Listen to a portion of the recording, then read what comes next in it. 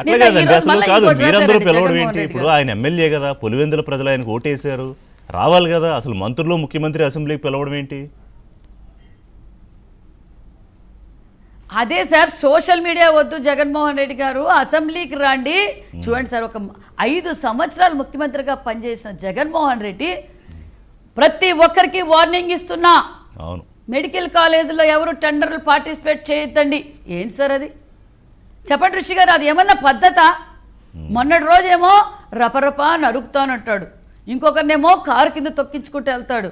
మేము ఎలాగో urea DAP గురించి మా ముఖ్యమంత్రి గారు, డిప్యూటీ సీఎం గారు, మా అచ్చెన్న గారు ఎప్పటికప్పుడు సమీక్ష చేస్తూ ఎక్కడ ఎలాంటి ఇబ్బంది లేకుండా చూస్తున్నారు. మరి ఈ విషయాలన్నీ మాట్లాడాలంటే జగన్మోహన్ రెడ్డి గారు అసెంబ్లీకి రావాలి కదండి. రావాలి. నాకు ప్రతిపక్ష హోదా ఇస్తే వస్తా అంటారు. ప్రతిపక్ష హోదా ఇచ్చేది ఎవరండి ఇచ్చేది? ఎవరిస్తారండి ప్రతిపక్ష హోదా?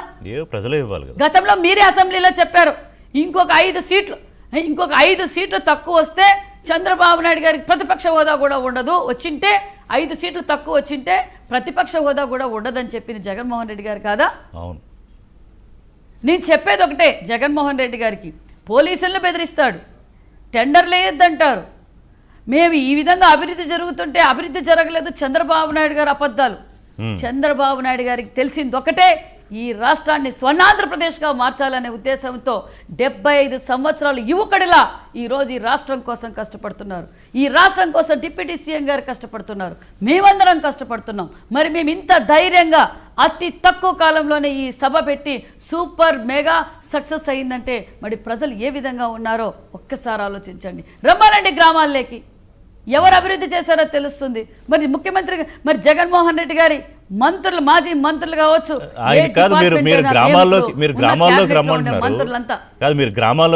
మంత్రి గారు. వాళ్ళు ఏడాది తర్వాత మీరు ఫెయిల్ అయ్యారని చూపించడానికి రీకాలింగ్ మేనిఫెస్టో అన్నారు, ఏదో వారం 10 రోజులు తిరిగారు, తర్వాత అర్థమైపోయింది, వెనక్కి వెళ్ళిపోయారు. అసలు ఆయన స్టేట్లోనే ఉండట్లేదు, మీరు ఇంకా గ్రామాల్లోకి రమ్మంటున్నారు. ఆయన ఉండేది పక్క స్టేట్లో కదా.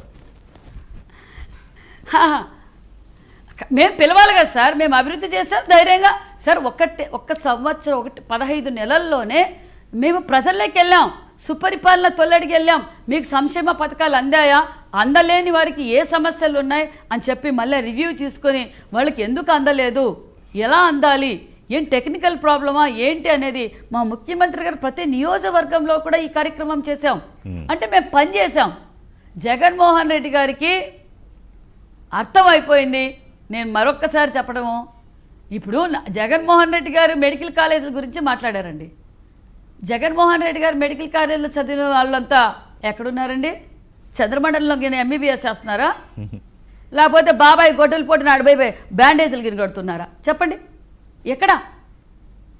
నేను 17 మెడికల్ కాలేజీలు తీసుకొచ్చా, నేను 17 మెడికల్ కాలేజీలు తీసుకొచ్చాను అన్నారు.